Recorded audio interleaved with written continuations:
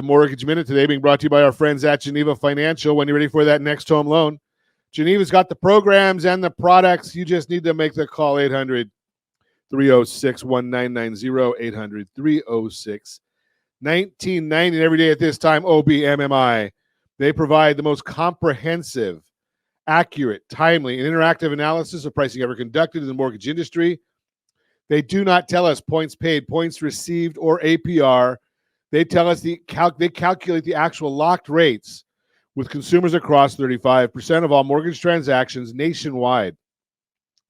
What did rates do yesterday? 30-year conforming loans, they locked at 6.723. Jumbo loans, 7.125. FHA loans, 6.534. USDA loans, generally the rural areas, generally no down payment, 6.567. And in my opinion, the best loan on the market for those that earned it, the 30-year VA loan, 6.409. If you want our market commentary, we put that out every morning, every business day morning, as early as the data allows. rsrmarketminute.com, rsrmarketminute.com. Get a free email. It's 2 to 3 pages long. It's big type because I can't see.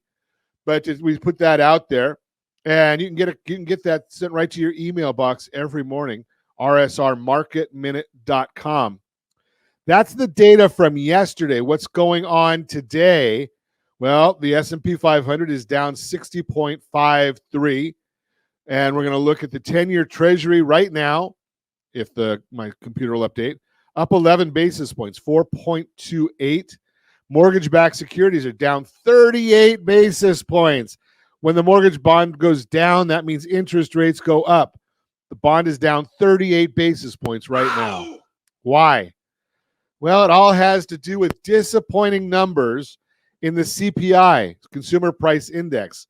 So we got the January CPI report, showed that overall inflation rose 0.3% for the month, which was 1/10 hotter than estimates. Year over year, inflation decreased 3.4 to 3.1%. But the market was expecting this figure to come in lower at 3%. Figure that one out. So the inflation was up 0.3%, a little bit more than what the market expected.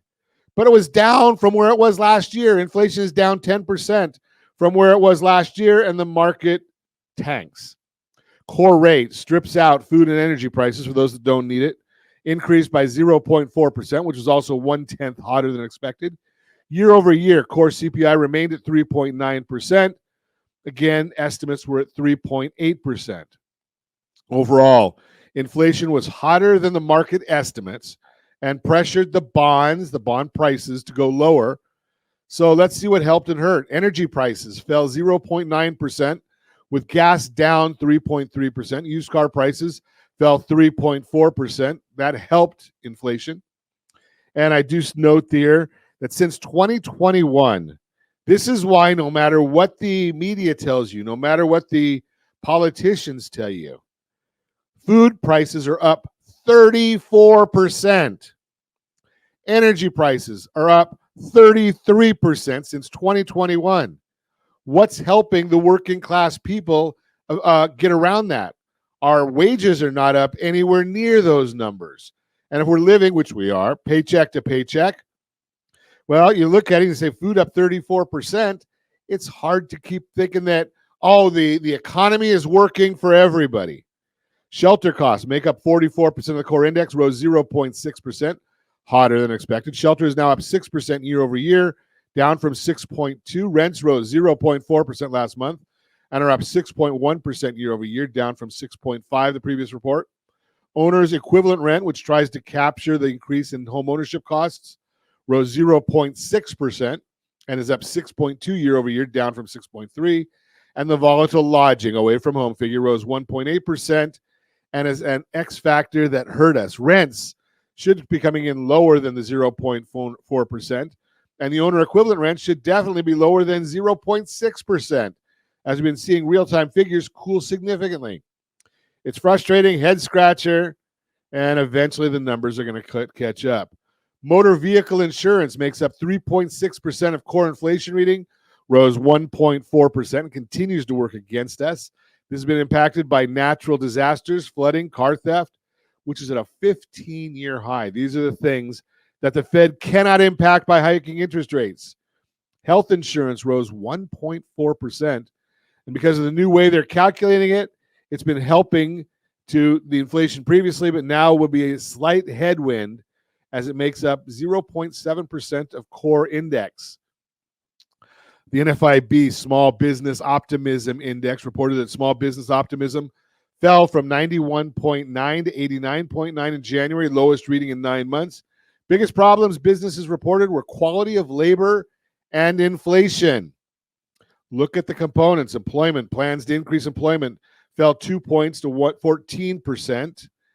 Following that, only 14% of employers are planning on creating new jobs over the next quarter, the lowest level since October of 2016, excluding COVID. Job openings fell 1 point as well.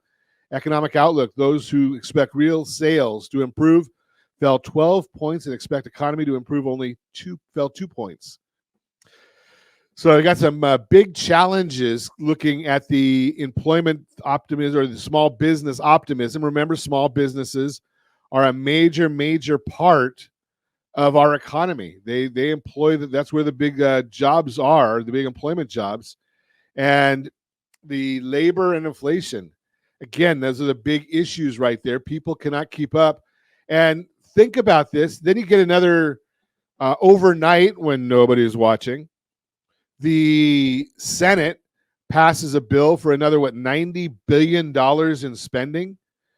And they can't find anywhere in the government to offset that. When you've got a budget in the trillions, why can't they figure out how to offset some of that at least?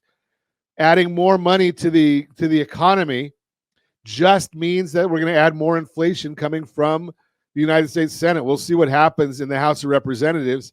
If they even take it up, we will see. That's the Mortgage Minute, brought to you by our friends at Geneva Financial. When you're ready for that next home loan, Geneva's got the programs and the products. You just need to make the call, 800-306-1990, 800-306-1990.